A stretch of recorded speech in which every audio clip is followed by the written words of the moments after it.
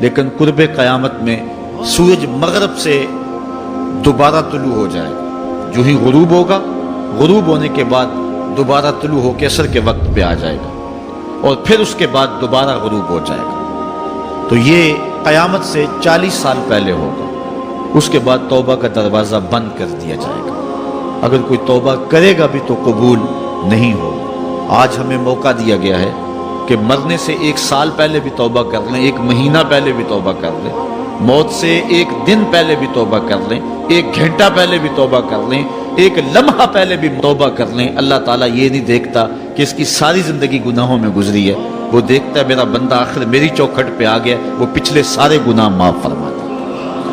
بلکہ حضور علیہ السلام نے صحابہ کو ایک مثال سے سمجھایا کہ ایک آدمی جنگل میں سفر کر رہا تھا، اور اونٹ کے اوپر اس کا سامان بھی تھا، اس کی ضروریات زندگی بھی تھی، اس کا توشہ بھی تھا، کھانا پینا بھی تھا، خود بھی سوار تھا۔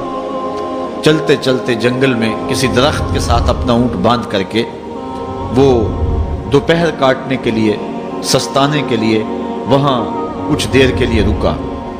نیند آئی، تھوڑی دیر کے بعد جب آنکھ کھلی تو کیا منظر دیکھتا ہے کہ اونٹ نہیں ہے، اس کے اوپر ہی اس کا سامان ہے، زیادہ سفر ہے۔ اب صحرا میں اونٹ کا کھو جانا گویا زندگی کا کھو جانا۔ اس بات کا ادراک وہ لوگ رکھتے ہیں جنہوں نے صحراؤں کا سفر کیا ہے۔ ہمارے اگر یہاں اس شہری آبادی میں، ہمارے اس ملک میں اگر کوئی شخص جو ہے وہ قافلے سے بچھڑ جائے، پیچھے رہ جائے تو وہ بات اور ہے۔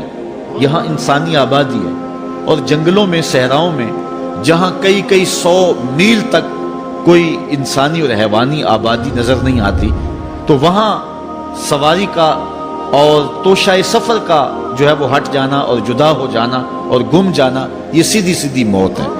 اب اس نے دائیں بائیں بھاگ کر کے دیکھا کہ اونٹ کہیں ملے، لیکن اونٹ نہیں ملا، تو وہ دوبارہ آ کے اس درخت کے ساتھ ٹیک لگا کے بیٹھ گیا موت کے انتظار میں کہ اب توشہ سفر بھی گیا، سامان سفر بھی گیا، سواری بھی گئی، اور یہاں کوئی انسانی آبادی بھی نہیں ہے، تو اب موت کا ہی انتظار ہے۔ تو وہ موت کے انتظار میں بیٹھ گیا۔ اچانک اس کو نیند آ گئی، تھوڑی دیر کے بعد آنکھ کھلی تو اس نے کیا منظر دیکھا کہ اونٹ جو ہے وہ اس کے پاس کھڑا ہوا ہے اور ماں ساز و سامان کھڑا ہوا ہے۔ تو پھر اس کو اتنی خوشی ہوئی، اونٹ کیا ملا، زندگی مل گئی۔ اس نے کہا اللہم انت عبدی وانا ربک، اے اللہ تو میرا بندہ اور میں تیرا رب۔ کہنا اس نے یہ تھا اے اللہ میں تیرا بندہ اور تو میرا رب، لیکن فرحت و مسرت سے، وفور خوشی سے اس کی زبان بل کھا گئی، اور اسے خوشی میں ہوش ہی نہ رہا کہ میں کیا کہہ رہا ہوں۔ وہ کیا کسی نے کہا تھا کہ جب بھی تیری قربت کے امکان نظر آئے ہم اتنے خوش ہوئے کہ پریشان نظر آئے، یا وہ کسی نے کہا تھا کسی کے آنے سے ایسے ہوش اڑے ساقی کے، شراب سیخ پہ ڈالی اور بوتل میں کباب۔